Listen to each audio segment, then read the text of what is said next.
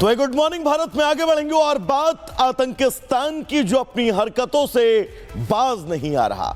पहले तो उकसावे की कोशिश करता है और जब भारत उसे उसकी औकात दिखाता है तो वो पहुंच जाता है कटोरा शरीफ अमेरिका के पास मदद की गुहार लेकर। तो कुछ लोग ऐसे भी हैं जिन्हें पाकिस्तान के साथ इतनी हमदर्दी है कि उन्हें पाकिस्तान के आतंकी कारनामे नजर नहीं आते, लेकिन जब भारत पलटवार करता है तो इन लोगों की आंखों से आंसू निकल आते हैं। इस बार भी कुछ ऐसा हुआ जो आप सबके लिए देखना बहुत जरूरी है।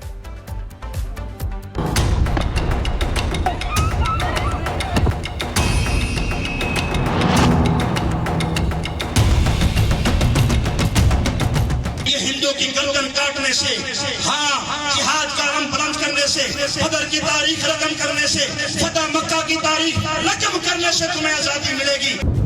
आतंकिस्तान अपनी हरकतों से बाज नहीं आ रहा है। ऑपरेशन सिंदूर में मार खाने के बाद आतंकी सपोले बिलबिला रहे हैं और उसी बिलबिलाहट में भारत के खिलाफ जहर उगल रहे हैं। टिररिस्तान में जिहाद की फैक्ट्री चलाने वाले मसूद अजहर के इशारे पर उसके शागिर्द जिहाद की भीतर भभकियां देते फिरते हैं, जिसकी एक और नफरती किश्त जारी हुई है। इस बार लश्कर के कुख्यात आतंकी अबू मूसा कश्मीर की भड़काऊ तकरीर सामने आई है, जो खुलेआम हिंदुओं की गर्दनें काटने की बात कर रहा है। उसने ये गुस्ताखी पाकिस्तान के कब्जे वाले कश्मीर के रावलकोट में की। सियासतदानों, हाजियों के वारसों, शहीदों के वारसों, तुम्हें क्या हो गया है? वो लाखों सिसक रहे हैं, बिलक रहे हैं। 22,000 इस्मत दरिया है, 5 लाख के करीब शहादा है, 8,000 गुमनाम कब्रें हैं, हजारों जेलों में सिसक रहे हैं। माए और बहनें भी ये भीख मांगने से नहीं, ये हिंदुओं की गर्दन काटने से, जिहाद का अलम बुलंद करने से, बदर की तारीख रकम करने से, फतह मक्का की तारीख रकम करने से तुम्हें आजादी मिलेगी। आतंकी ने एक बार फिर साफ कर दिया कि वो गजवाई हिंद वाले मिशन को आगे बढ़ाने से पीछे नहीं हटेगा, क्योंकि उसे फील्ड मार्शल मुल्ला मुनीर ने सुरक्षित पनाहगाह सौंपी हुई है। न्याय न्याय करने से नहीं मिलेगी। अमालकुम ला तुकातिलूना फी सबीलिल्लाह। इस आयत के मुखातब आप भी हैं, मैं भी हूँ, सियासतदान भी है, हुक्मरान भी है। और मैं आखिरी ये बात कर इजाजत चाहता हूँ, अल्लाह की कसम है, उस सियासतदान हुक्मरान को इस रियासत की हुक्मरानी का कोई हक हासिल नहीं है जो नमाज का पाबंद नहीं है, जो कलमे से वफा करने वाला नहीं है, जो शुहदा के खून से वफा करने वाला नहीं है, जो जिहाद का अलमबरदार नहीं है। इस दौरान जिहादी जहर उगलते उगलते इस उन्मादी ने अपनी जुबान से पाकिस्तान के असली मुखौटे को फिर एक बार दुनिया के सामने ला दिया। आप खुद सुनिए कि कैसे आतंक और पाकिस्तान के बीच जोर चोर मौसेरे भाई का रिश्ता है। ये बात सिर्फ मैंने यहाँ नहीं की, ये वजीर आजम के सामने भी की है। मुजफ्फराबाद में सारे वजीर बैठे थे, वहाँ ये बात मैंने की है और करते रहेंगे इंशाअल्लाह। हाथ से भी जिहाद करेंगे, जुबान से भी करेंगे, कलम से भी करेंगे और यही फरीजा अदा करते हुए अपने अल्लाह के पास जाएंगे। तो इससे पहले मसूद ने भी इस तरह भारत के खिलाफ आतंकी साजिश रचने की बात कबूली थी। इस मजमे में अल्लाह के वो फिदाई मौजूद हैं जो रात के 3 बजे उठ के सिर्फ अल्लाह से शहादत मांगते हैं। ना ये कहते हैं कि कर्जे उतर जाएं, ना ये कहते हैं कि बीवी मिल जाए, ना ये कहते हैं मकान मिल जाए, ना ये कहते हैं दुकान मिल जाए, ना ये कहते हैं बच्चे फरमा बरदार बन जाए, ना ये कहते हैं यूरोप का वीजा मिल जाए, ना ये कहते हैं अमेरिका का वीजा मिल जाए, ना ये अल्लाह से गाड़ी मांगते हैं, ना नए तर्ज का मोटरसाइकिल मांगते हैं, ना अल्लाह ताला से आईफोन मांगते हैं। ये अल्लाह से कहते हैं अल्लाह शहादत दे दे, हमारे अमीर के दिल में डाल दे। एक तरफ आतंकिस्तान में बैठे ये दहशतगर्द भारत के खिलाफ जिहाद और हिंदुओं की गर्दन काटने की धमकियां देते हैं, लेकिन वहीं दूसरी ओर जब भारत दहशतगर्दों और उनके आकाओं पर वार करता है तो यहाँ बैठे कुछ लोगों की सिसकियां निकलती हैं, जिनका पाक प्रेम खत्म ही नहीं हो रहा।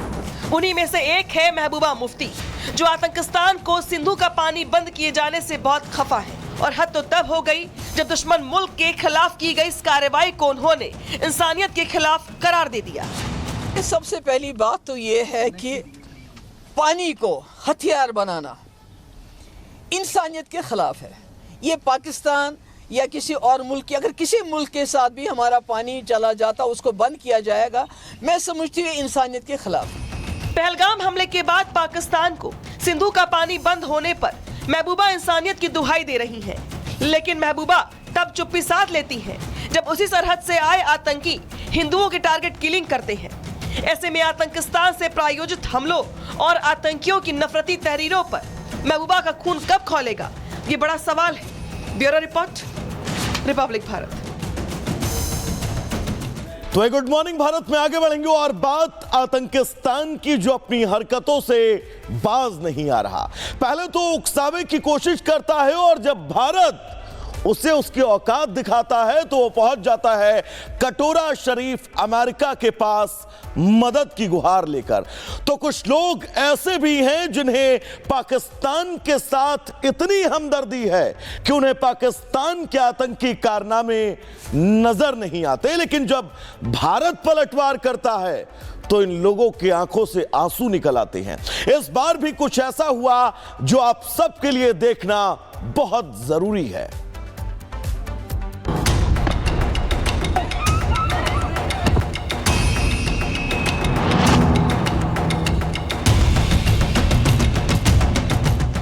की गर्दन काटने से, हाँ, जिहाद का अलम बुलंद करने से, बदर की तारीख रकम करने से, फतह मक्का की तारीख रकम करने से तुम्हें आजादी मिलेगी। आतंकिस्तान अपनी हरकतों से बाज नहीं आ रहा है। ऑपरेशन सिंदूर में मार खाने के बाद आतंकी सपोले बिलबिला रहे हैं और उसी बिलबिलाहट में भारत के खिलाफ जहर उगल रहे हैं। टेररिस्तान में जिहाद की फैक्ट्री चलाने वाले मसूद अजहर के इशारे पर उसके शागिर्द जिहाद की भीड़ भभकियां देते फिरते हैं, जिसकी एक और नफरती किश्त जारी हुई है।